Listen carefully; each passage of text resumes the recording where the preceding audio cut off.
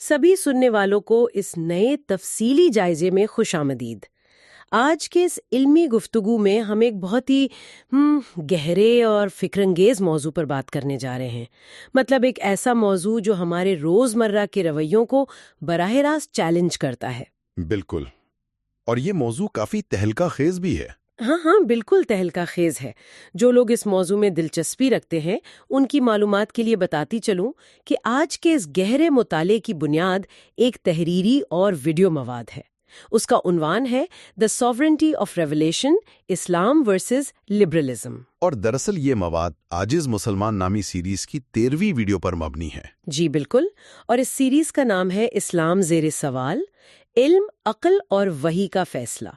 تو اس گفتگو کا جو بنیادی مقصد ہے وہ یہی ہے کہ ہم بالکل غیر جانبدار رہ کر اس بات کا گہرا تجزیہ کریں کہ آج کے دور میں انسان کی آزادی، اخلاقیات اور قانون کے حوالے سے یہ مواد لبرلزم اور اسلامی اقدار کا موازنہ کس طرح کرتا ہے۔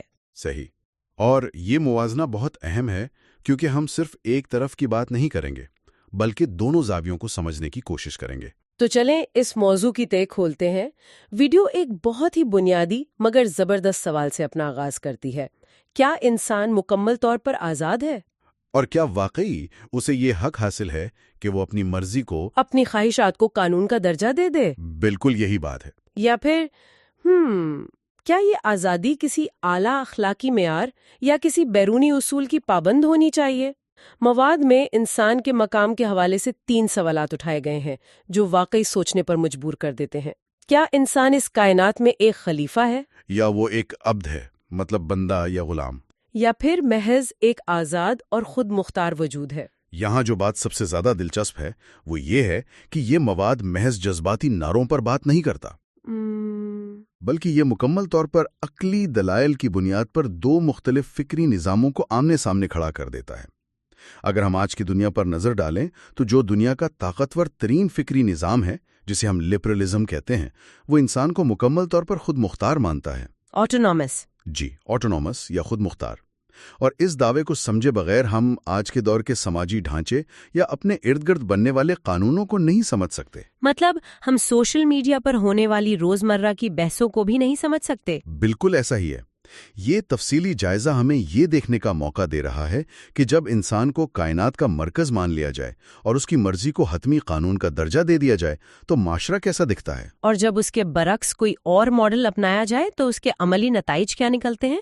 مجھے لگتا ہے کہ اس بحث کو سمجھنے کے لیے ہمیں سب سے پہلے لبرلزم کے بنیادی ڈھانچے کو سمجھنا ہوگا۔ صحیح۔ اس ویڈیو میں بڑی صراحت کے ساتھ بتایا گیا ہے کہ لبرلزم کی پوری عمارت بنیادی طور پر 3 ستونوں پر کھڑی ہے۔ پہلا ستون ہے انڈیویجول آٹونومی، یعنی فرد کی مکمل خود مختاری، فرد کی آزادی۔ ہاں، اور دوسرا ہے فریڈم آف چوائس، مطلب انتخاب کی لامحدود آزادی، اور تیسرا ستون ہے مورل ریلیٹیوزم، یعنی اخلاقی اضافیت۔ اس تیسرے ستون پر تو ہم آگے چل کر بڑی تفصیل سے بات کریں گے۔ بالکل، وہ ایک بہت اہم پہلو ہے۔ لیکن یہاں مجھے جو بات سب سے زیادہ دلچسپ لگی وہ مشہور مغربی فلسفی جان سٹیورٹ مل کا حوالہ ہے۔ ویڈیو میں مل کے اس مشہور زمانہ اصول کا ذکر ہے جسے ہارم پرنسپل یا نقصان کا اصول کہا جاتا ہے۔ جی ہاں، جان سٹیورٹ مل کا ہارم پرنسپل۔ تو مل کا سیدھا سا نظریہ یہ ہے کہ انسان کو اس وقت تک مکمل آزادی ہونی چاہیے وہ جو چاہے کرے جب تک کہ وہ کسی دوسرے انسان کو نقصان نہیں پہنچا رہا۔ اب بظاہر دیکھا جائے تو کوئی بھی سوچ سکتا ہے کہ بھائی اس میں کیا برائی ہے۔ بظاہر تو یہ بہت پرکشش لگتا ہے۔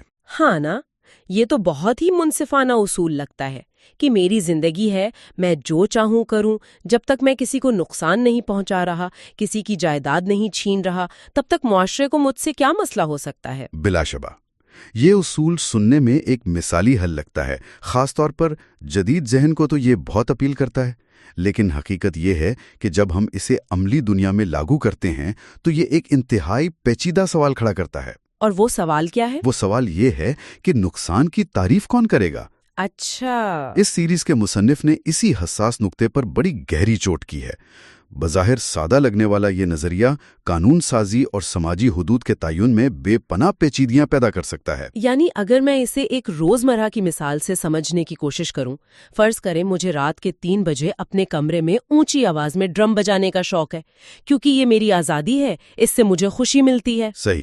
لیکن میرا پڑوسی کہتا ہے کہ اس کی نیند خراب ہو رہی ہے اور اس کی ذہنی صحت کو نقصان پہنچ رہا ہے، تو یہاں تو لبرلزم کا یہ اصول پھنس جائے گا نا؟ بالکل درست پہچانا آپ نے، اور یہ تو پھر بھی ایک بہت سطحی سی مثال ہے۔ مواد کے مطابق بات اس سے کئی زیادہ گہری ہے۔ کیا نقصان صرف جسمانی یا مادی ہوتا ہے؟ مطلب مالی نقصان یا چوٹ لگنا؟ جی ہاں، یا جذباتی، نفسیاتی اور اخلاقی نقصان بھی اس تعریف میں شامل ہے۔ مثال کے طور پر، اگر ایک شخص کا طرز زندگی یا سر عام کیا جانے والا کوئی عمل معاشرے کے ایک بڑے حصے کی نظر میں اخلاقی طور پر سخت نقصان دہ ہے، لیکن اس سے کسی کا براہ راست جسمانی یا معاشی نقصان نہیں ہو رہا، بالکل، تو ریاست کا قانون کس کا ساتھ دے گا؟ چونکہ لبرلزم کے اس ماڈل میں فرد خود مختار ہے، اس لیے ہر فرد کے نزدیک نقصان اور فائدے کا پیمانہ الگ الگ ہو سکتا ہے۔ ہاں، کیونکہ ہر انسان کی سوچ مختلف ہے۔ اور جب ایک معاشرے میں کروڑوں افراد رہتے ہوں اور سب کے پیمانے اپنے اپنے ہوں، تو ایک ایسا متفقہ قانون بنانا جو سب کے لیے قابل قبول ہو تقریباً ناممکن ہو جاتا ہے۔ اس مواد کا مضبوط استدلال یہی ہے کہ یہ وہ موڑ ہے جہاں فرد کی بے لگام خود مختاری الجھنوں اور تصادم کو جنم دیتی ہے۔ تو اس سب کا مطلب کیا ہے؟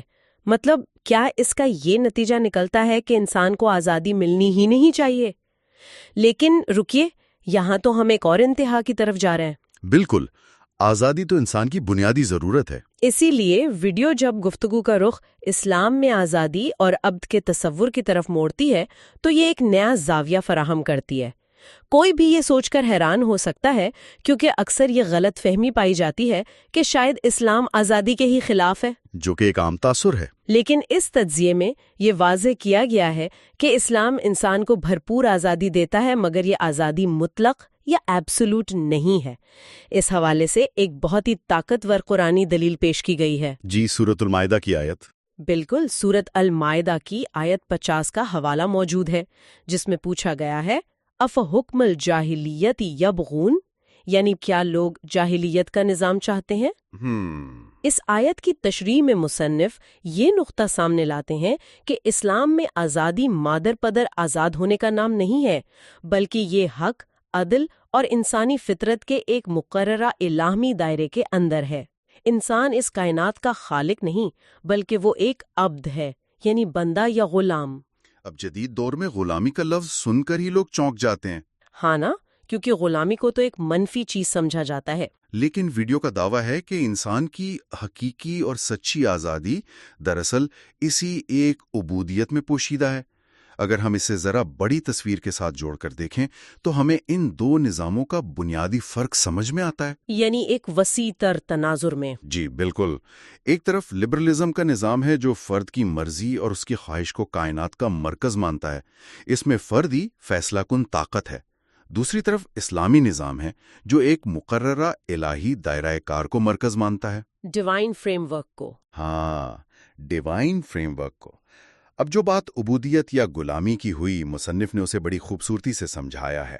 جب انسان خود کو ایک اعلیٰ و عرفہ ہستی یعنی اللہ کا عبد تسلیم کر لیتا ہے تو وہ دراصل دنیا کے دیگر تمام انسانوں کی ذہنی غلامی اور معاشرے کے بنائے ہوئے کھوکھلے معیاروں سے آزاد ہو جاتا ہے، اور کارپوریٹ دنیا کے دباؤ سے بھی۔ بالکل، کارپوریٹ دباؤ اور سب سے بڑھ کر اپنی انفرادی خواہشات کی غلامی سے بھی آزاد ہو جاتا ہے۔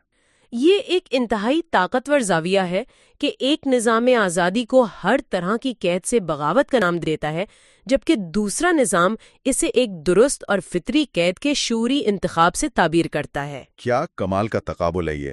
مطلب یا تو انسان اپنی خواہشات کا غلام بن جائے یا پھر ایک خدا کا بندہ بن جائے، درمیانی کوئی راستہ نہیں ہے۔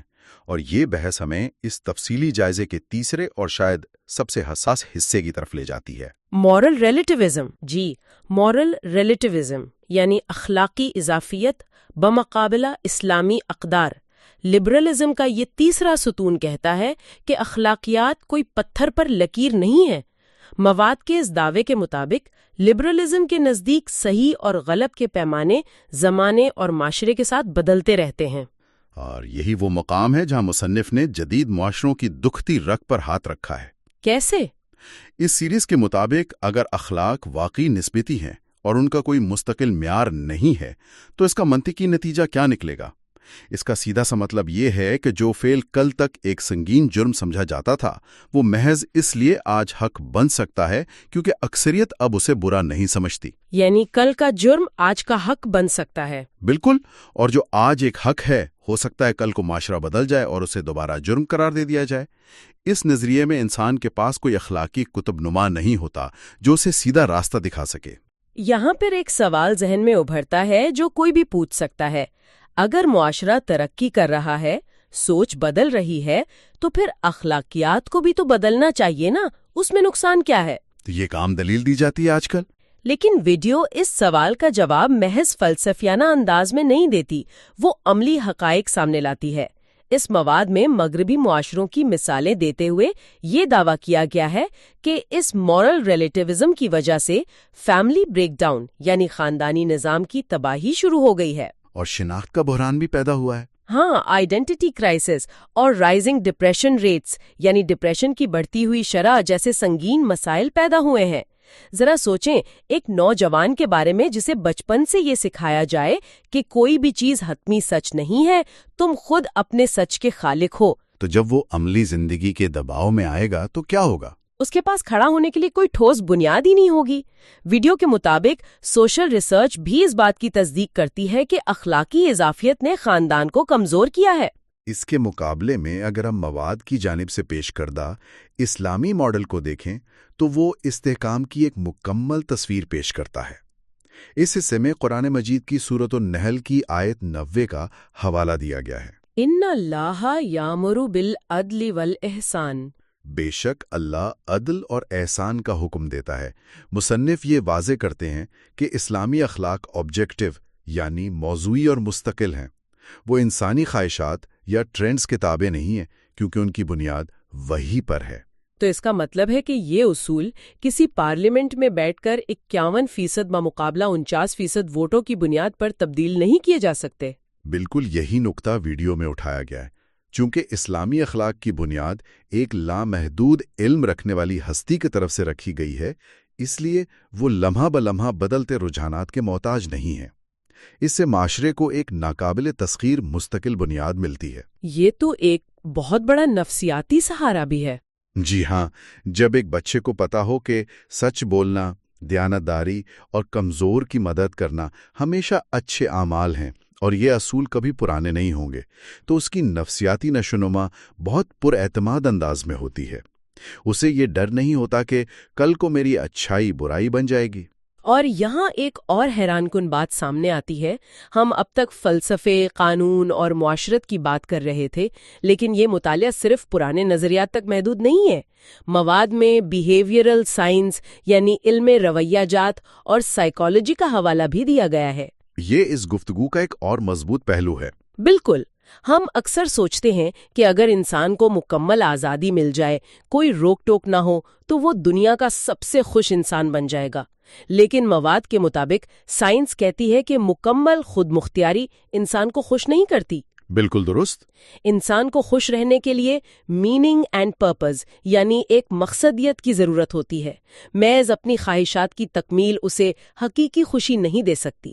اور نفسیات کے ماڈل میں اس تصور کو سیلف ٹرانسینڈنس یا خود سے بلند مقصد کے نام سے جانا جاتا ہے۔